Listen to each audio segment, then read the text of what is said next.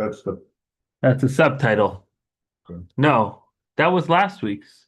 is what I clicked on in your text. In my email today? No, Huh. That, are you sure that that's today's email? Hello, everyone who's online on YouTube. Just a moment. Some technical things. This is, no, that's because that was last week's. That you're looking at last week's links. Look at today's email. It should be the correct link. The email I sent, I think I sent it out like 7 a.m. email. You see that? And in there, it should say like, today's thing's at 12:30, even though we're at 1 o'clock now. Okay, so today's topic is winning in court. What the month of Adar can teach us about timing, success, and victory in our internal struggles. You can also just use the paper I printed out. Um, but those of you who are online, let me see if I can quickly. No, there's nobody on Zoom, so it's not really going to help. I'll post the link in the subtitle in the YouTube. No, that was last week. Oh gosh, what do we got over here? But we don't want that happening. All right, Based on the image you provided from let's go. Insights, a publication of the Shlufi. So, people often talk about luck, mazel, as we call it in Hebrew, right? And often people who are very successful in life will attribute it to, they just happen to be in the right place at the right time, and they've been blessed. And our sages teach us that in the month of Adar, the Jewish people have good luck, and to the point that they recommend that if a Jew has a legal dispute with a non-Jew, they're better off, if possible, scheduling it for the month of Adar, because our mazel is strong in that month. And so we're going to explore the unique good fortune of the month of Adar, the power that exists in the entire month, not just in Purim itself, but more importantly, for those of us who are not in litigation and are not going to court, and unless you're an attorney, you shouldn't be, right?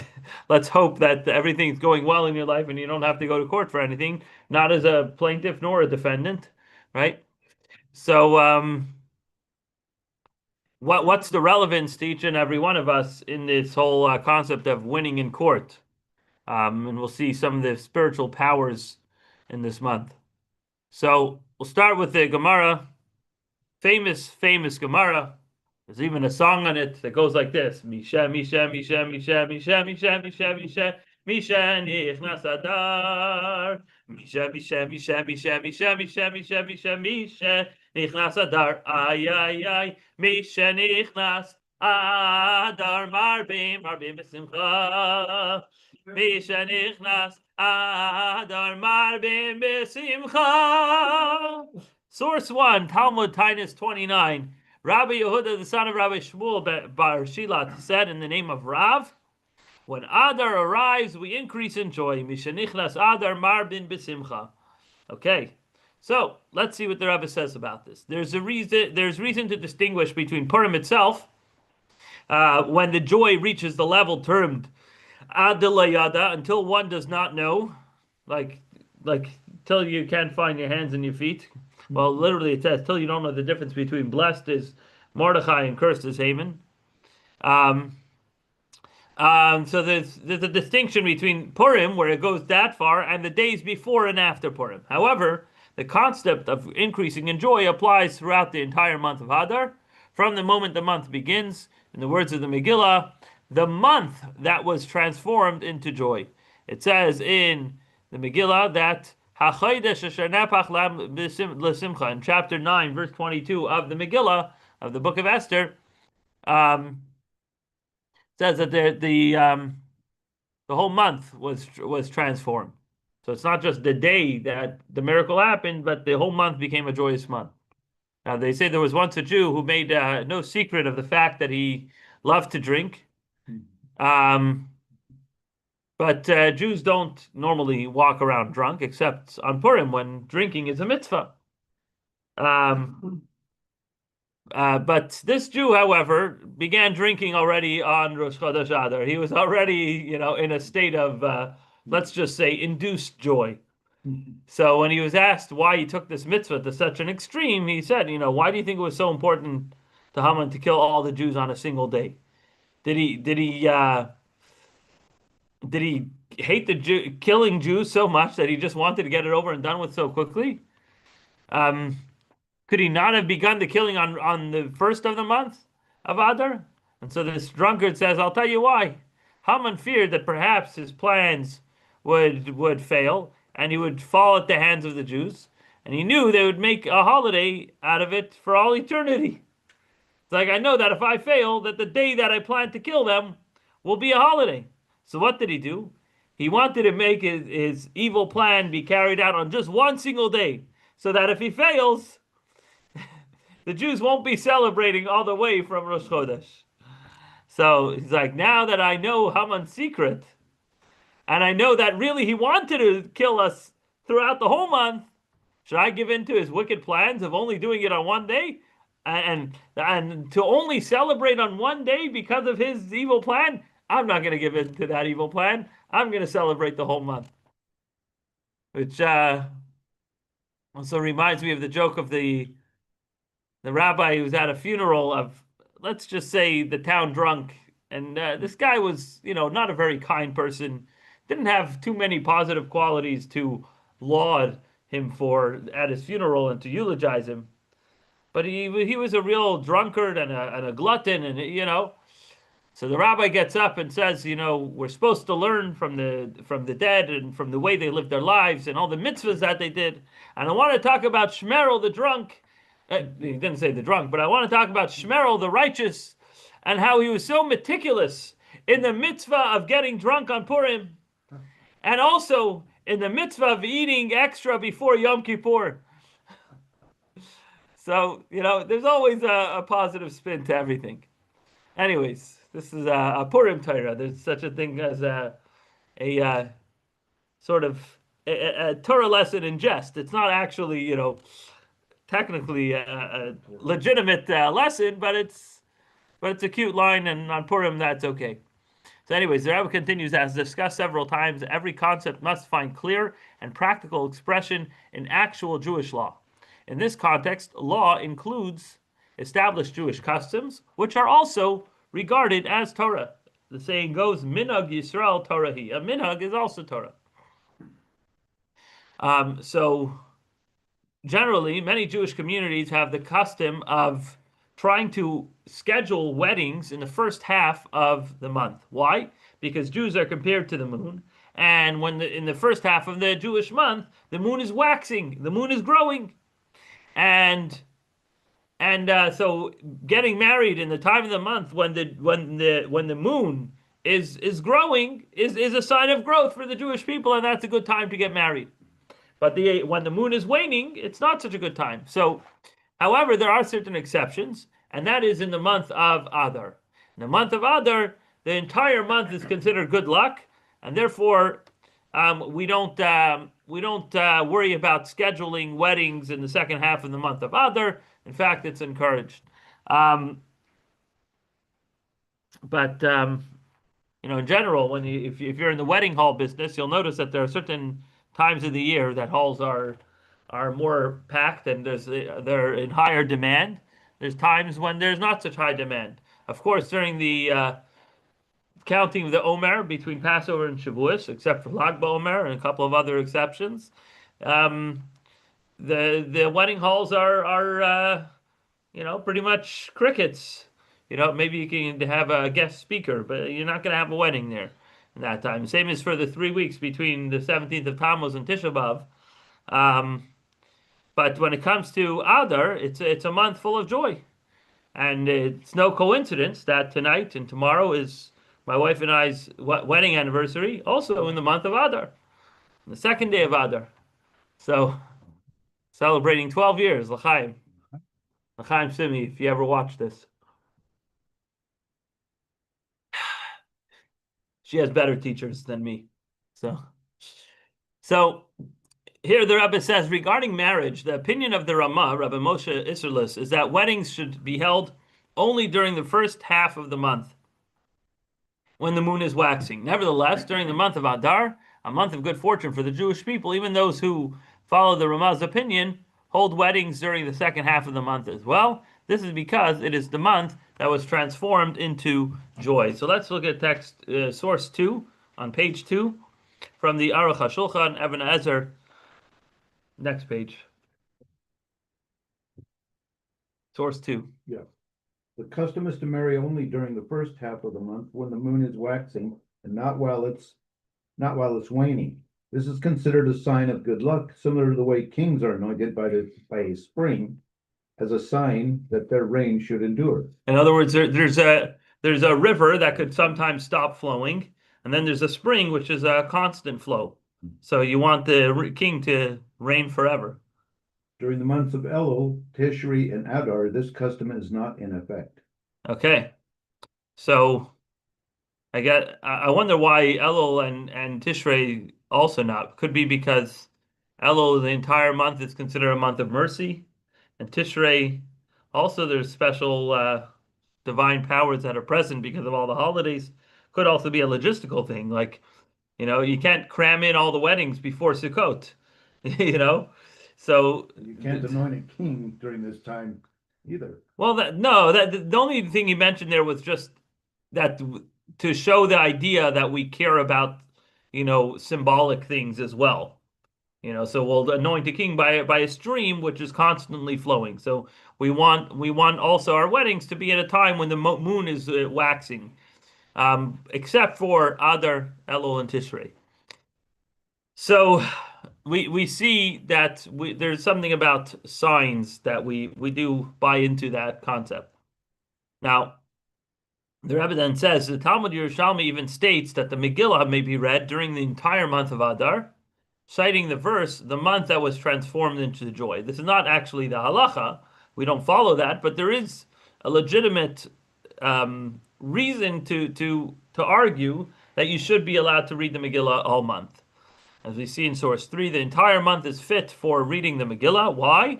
Because it is the month that was transformed for them from sorrow to joy. So it's not just the day that was transformed to joy. Since the original Purim miracle transformed the entire month into a joyful month, therefore the Megillah may be read throughout the month of Adar. Want to continue with the Rebbe?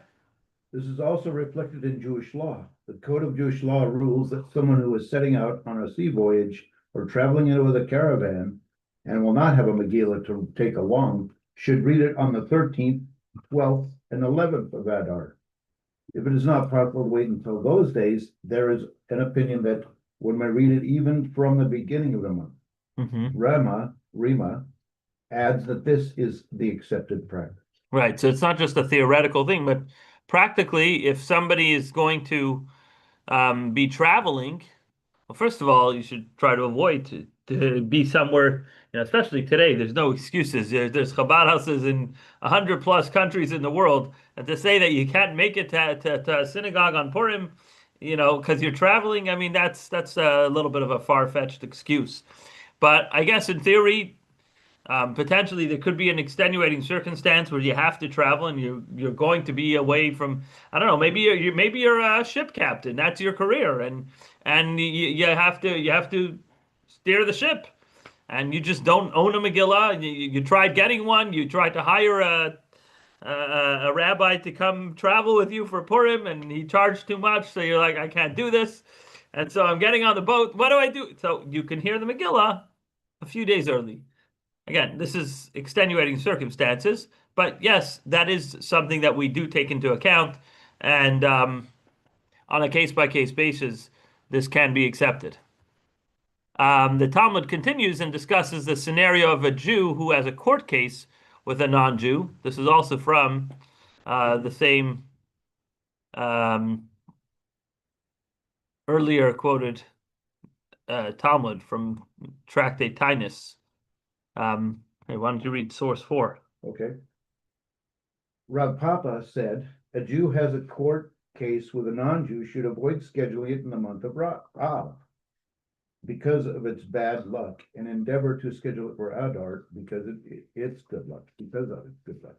So, um, so especially when you consider the fact that Jews have been mistreated in courts for a very long time, it's understandable that it's not just good enough to have the right arguments, but you also need to have good luck, get the right judge on the right day, And if you're gonna schedule it in the month of Av, you can expect doomsday.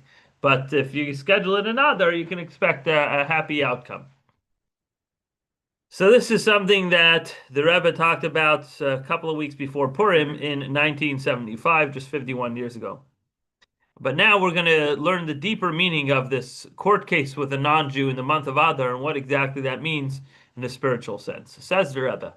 The verse states that God placed the world within their hearts, referring to the Jewish people. It follows that anything that exists in the world must have a root and source among the Jewish people. This is also understood from the fact that the creation of the world begins with the word Bereshit, which the sages interpret as meaning that the world was created for two reshits, for two beginnings, for the sake of the Jewish people, who are called first, reshit, and for the sake of the Torah, which is also called first, reshit, as the Jewish people and the Torah are bound up with one another. Okay, so the word Bereshit can be split up as the letter Beis, which is the numerical value of 2. So it's Beis, Rashis, 2 beginnings. In other words, there were 2 forethoughts in God's mind when he created the world. He's like, I want them Jews and I want them Torah. And now let me create a tapestry around these core ideas. It is likewise reflected in the Talmudic statement that the first human was created on the eve of Shabbat, so that he would immediately enter the feast. Meaning he would find all of creation already prepared. So in other words, there's a discussion like, wait a second, what's more important? Are heaven and earth more important, or is the human more important? Heaven and earth were created on day 1. In the beginning, God created the heavens and the earth, right? So you would think that the heavens and the earth are more important. But actually, the Talmud is teaching us, no, the human is most important. Because, when you have Lahavdil, Taylor Swift shows up to a concert, she's not the first one in the building, she's the last one in the building. The whole team is setting up for weeks before, and the dancers and the music people and the tech people and the the stage people, and then she shows up, right? So who's most important? The guy who unlocked the building? No, nobody knows his name. But the performer, that's the one who's the real deal. So Lahavdil, the Gemara is saying that what's more important, heaven and earth or the human being? The human being. The human being is the most important. And that's why God created a whole tapestry, a whole stage that he set up. And then he's like, presenting Adam and Eve, right? So that's what it means, that he should immediately enter the feast. That the world was created ready for him to engage with. So then the Rebbe says about the internal non-Jew. From this we can understand our present subject. The reason why a situation of a Jew who has a legal dispute with a non-Jew exists is because this dynamic first exists within the Jew himself. In other words, the Rebbe is going to give an analogy over here. Meaning, the inner battle and judgment that takes place between a Jew and the non-Jewish element within him. So to speak, the foreign God within you. We're talking about people who haven't yet reached the level of a completely righteous person, such as one who has no evil inclination. Rather, they are on the level described as the Beinoni, the intermediate person, which is the level relevant to most people, for whom both sides act as judges. There is an ongoing internal deliberation between the divine soul and the foreign God within you. However, the purpose of this struggle is ultimately for our benefit, so that we should overcome the negative inclination and defeat it. The Tanya cites the parable of the harlot from the Zohar to illustrate this. What's the story with the harlot in the Zohar? that the king has a son who is a boy of great integrity. He grew up in the royal palace. He knows what it means to behave around the palace guards, and he understands the decorum of living in the house of the king. However, the king's like, it's very nice that he behaves well when he's being supervised and wined and dined by all these servants. But what if I sent him away? What if I sent him on a journey far away from home? Will this child behave the way he should behave? And so he sends him off to a faraway country. And while he's there, he says, why don't you go explore the Alps? And while he's there, this king hires the best, most beautiful, seductive harlot in town and says, I want you to go meet up with my son and try to, do your shtick. But I'm paying you not for the results. I'm paying you for how hard you try. So, because ultimately I don't want you to win. I don't want you to succeed, but I want you to try because I want to test my son's integrity. So the son, in retrospect, can say, well, you cheated me. It's not fair. But the truth of the matter is that the father is not trying to cheat his son. He's trying to test him. And he's trying to say that, yes, there will be temptations, and I'm trying to see how well you'll handle those temptations. And that's exactly what God is doing to every one of us in this world. Life ain't easy. As the saying goes, it's tough to be a Jew. It's not always so easy, but that's part of it. God is testing us. He's sending us, so to speak, the metaphorical harlot in our lives, which is there to distract us and to turn us away from our Father in heaven. And it's our job to not get distracted by that and to remain attached and connected to Hashem. And then the Rebbe says a story about Shmuel Munkis. You know who Shmuel Munkis is? I don't know him personally. Have you heard of I've him? never even heard of him. Okay, Shmuel Munkis was the guy who was a deeply spiritual individual. He could have been a Rebbe in his own right, but his way of serving Hashem was always in a somewhat humorous manner. He had a certain wittiness to him, but he was a deeply spiritual person. In fact, it was my wife was just saying the story yesterday because Yoi's lately been obsessed with Shmuel Munkis. Every day he wants to hear a Shmuel Munkis story because he's so fascinated.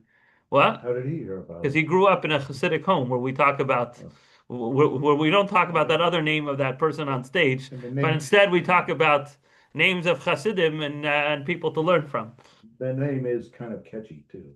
Monkeys. Yeah, he would monkey around. Yes, it's ironic that there's that similarity. Um, so the story is told, and that's not the one here, but the story is told that it was Tisha B'Av, and Shmuel Munkis was taking these little berelach. It's like these sticky, prickly balls. They grow on these fruit? bushes. No, it's not a fruit. It's like this small, maybe a centimeter in diameter, and it's very prickly, and they stick to each other. You ever seen those bushes? Okay, whatever. In Yiddish, it's called berelach. I don't know what the term is in English, Okay. but he would on Tisha B'Av, he was like, he saw Jews are going around so sad and depressed, and he's like, this is not healthy. This is too much. You're taking this too far. So he would make light of the situation a little bit, tell everyone to take it easy, But things would stick to them. and they would stick to them, and they get annoyed, and then they throw it back, and then it would lighten the mood a little bit, to, distract them from their misery. So this was his shtick. So he obviously was doing it for a much more refined purpose, but some of the people there didn't understand, what kind of level Shmuel Munkis was on, and they complained to the Alter Rebbe. They like, this man is making light of Tisha B'Av, and the Alter Rebbe said, "Who did it?" Shmuel Munkis. Shmuel, come with me. And this was after. It wasn't like at the moment that they reported on him. It was like they came afterwards. The Alter Rebbe, do you know what this guy was doing in Shul today? It's like, come with me. He takes him to the forest, and there they see, and the Alter Rebbe shows this chassid. Look, there's Reb Shmuel sitting in the forest, crying bitterly, sitting in a ant on top of an anthole with red ants. He's getting bitten from all over, and he's sitting there crying bitterly over the destruction of the Beis Hamikdash. So it's not that he was not a deeply spiritual person. It's not that he made light of Tisha B'av, but he wanted to bring joy to his fellow Jews. That's all it was. Anyway, so that's a little bit about Shmuel Munkis. But here's another story. The story is told that when the Chassid Rabbi Shmuel Munkis first came to the Alter Rebbe, it was in the middle of the night when all the houses in the town were dark. He reasoned that the Alter Rebbe would surely still be awake studying. So there must still be a light on in his home. He found the Alter Rebbe's house and knocked on the door. Since the members of the household were already asleep, the Alter Rebbe himself opened the door and asked the visitor, "What do you want?" or something to that effect. After an extended back and forth, the Alter Rebbe said to Rabbi Shmuel, I can call the non-Jewish servant in the house to throw you out. I can call the goy, the helper, to throw you out." So Rabbi Shmuel responded, "Rebbe, my guy is bigger than your guy." He was talking about his Yetzer Hara, his internal, so to speak, his internal non-Jew, which undoubtedly his own was more powerful than the Alter Rebbe's. I mean, this is the Alter Rebbe, the Rebbe. Of course, Shmuel's going to say, "I have a bigger guy than you." So it was kind of like, like the way little children say, "My tati is stronger than your tati, I'm going to beat you up." It's like, my guy is stronger than your guy. You're going to have your guy throw me out. My guy is stronger than your guy. So from that exchange, Rabbi Shmuel Munkis' deep bond with the Alter Rebbe began. From this, we understand that the month of Adar is especially suited for success, even in conducting the inner court case, arguing it out, so to speak, with the guy within you in order to overcome and defeat it. So in other words, this is just a metaphor for the Yetzer Hara, the inner evil inclination that exists inside every one of us, and how to deal with it. In other words, that in the month of Adar, we have special powers to overcome the case between our good inclination and our negative inclination. Let's see what the Rebbe says about fixing the source. Go ahead. Fixing the source, the Rebbe. The proper approach when waging the battle against the foreign God within you is that when something undesirable appears, we correct the root cause that brought it about. By addressing the root cause, the result will automatically be corrected as well. This is similar to the healing of the physical body, where eliminating the symptoms and effects of an illness does not suffice. For example, when an illness causes a high fever, it's not sufficient merely to find ways to reduce the fever. The fever is only a symptom and a result of the illness.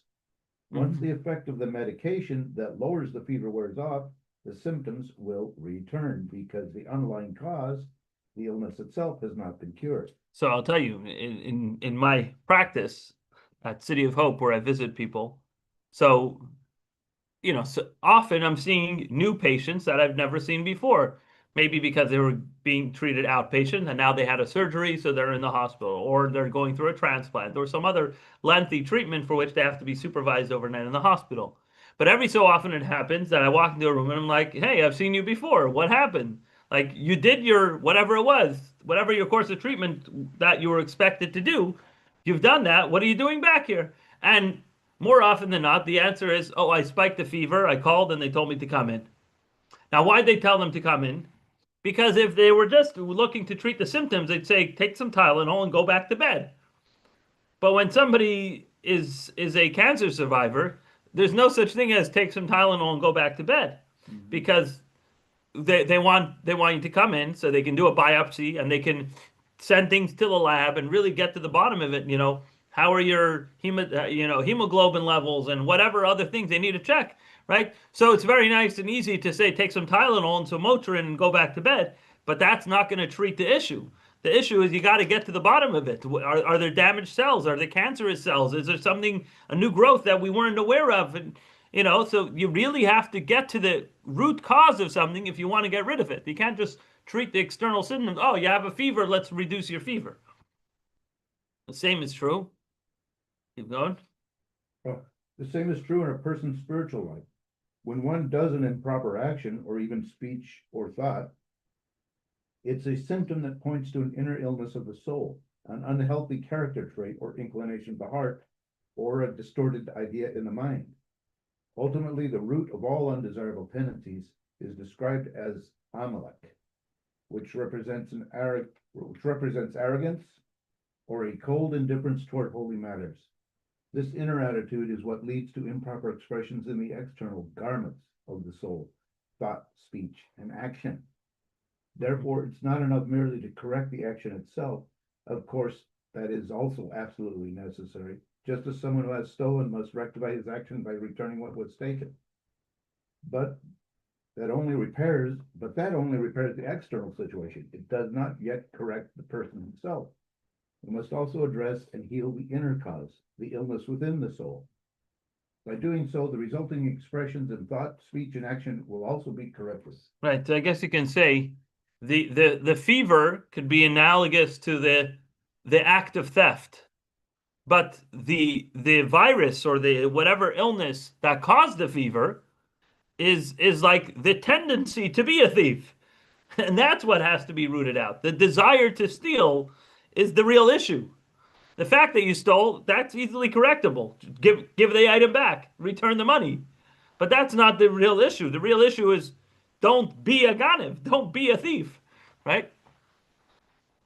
When we win this inner battle against the foreign god within, it automatically leads to victory in the external struggle with negative forces in the world as well, the legal dispute with a non-Jew in its literal sense. This external struggle is an outgrowth of the inner struggle. This is the unique quality of the month of Adar. So 1 second before we get to that, there's a little story. Reb Shlomo Zviller was one of the tzaddikim in Jerusalem. And I don't know if you've what's the pejorative for a non-Jew in Yiddish? Shegitz. Yes, shame. Or for a woman, it's a shikta, right? So once while Reb Shlomo Zviller was driving through the old city, he was attacked by a bunch of Arab kids or teenagers throwing stones at his car, and things were obviously becoming very dangerous for him. So Reb Shlemke turned to his driver and asked him to stop. And he got out of the car and he went out to these Arab kids and yelled at them in Yiddish, Shaygitz arois! Shaygitz, get out! And these kids got so startled that surprisingly they actually all dispersed and he continued on his way. So afterwards, his Hasidim asked him, Rebbe, why'd you yell at them in Yiddish? They don't understand Yiddish. Why'd they run away from you? So he said, I didn't yell at them. I yelled at the shegitz inside me. I demanded that the coarse, unrefined elements of my personality should leave me. When that left me, then the Arabs left me too, and they had nothing negative left that they could hold on to give them any spiritual power to over me. So that's what happened. I was yelling at myself. Shaigen Sarais. Anyway, so the Rebbe continues. This is the unique quality of the month of Adar. The month of Tishrei is the month associated with repentance. Nisan is associated with the spiritual service of the completely righteous. Sivan is the month of the giving of the Torah. Yet Adar has its own special strength. It is particularly suited for success in overcoming the non-Jewish element and the foreign God within ourselves and in the world at large. This also creates a serious responsibility, as has been explained many times. If we don't utilize the powers and opportunity we are granted from above, this causes a disturbance in the intended order of creation. More? Yeah. The victory in our inner struggle against the non-Jewish element within us and in the broader world generates joy. This is why we are told that from the moment Adar begins, we increase in joy. The wording is precise. The increase must be continuous, growing from moment to moment, and certainly from day to day. Ultimately, this leads to the greatest joy of all, the everlasting joy upon their heads, which will be realized with the coming of the righteous Mashiach. The joy of Purim will be joined to their final redemption, about which it is said, As in the days of your exodus from Egypt, I will show you wonders. May this take place very soon. Okay, so this is from the Shabbos before Adar in 1977. That's when the Rebbe shared this idea. Now, perhaps we can suggest that the connection between the victory over the Goya Asher B'Kirbecha, the Shegitz inside, works together with joy. You know, because when somebody is victorious, naturally they feel joyous, but it's also through joy that you're able to be victorious. In other words, victory causes joyfulness, but joyfulness causes victory. As we know, the saying goes, Simcha poretz geder, joy breaks all boundaries, right? And especially in chapters 26 through 31, where the Alter Rebbe talks about mental health and happiness versus depression and sadness.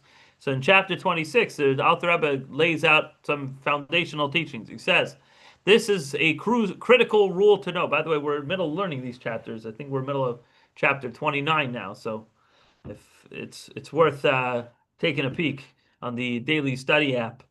So there's a critical rule to know.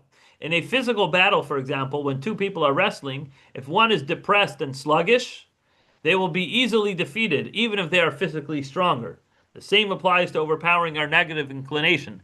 It cannot be defeated with low spirits. It requires energy that come forth from joy and an open, pure heart, free of all worries in the world. So the bottom line is, don't worry, be happy. Right? Where's that from? I don't know. That guy's song. I don't know the guy. What's the guy's name? But it's a song. Don't Right.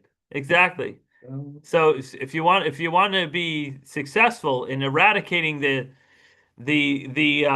guy inside of you, the one that you're trying to overpower through a court case, so to speak, in your own internal court, right? Because a court doesn't just mean a litigation room, but it means a court, something like inside of you, right?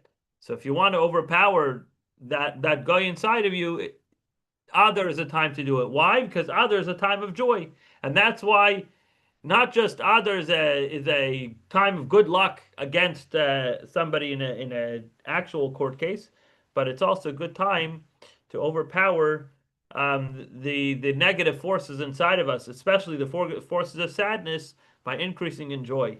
Whether that joy comes naturally because of our natural state of happiness, whether it comes through learning more Chassidus and appreciating the gifts that God gave us, whether it comes through induced joy, from the bottle.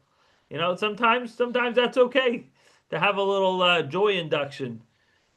Sometimes the doctor recommends you need to be induced because the joy has to come out. And this happens. This happens even when somebody's carrying a bundle of joy, quite literally. Sometimes they need to be induced to get the joy out.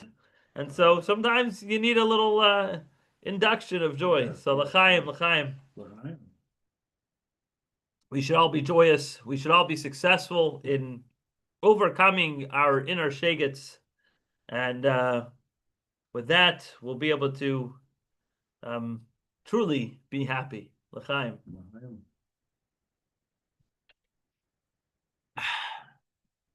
All right.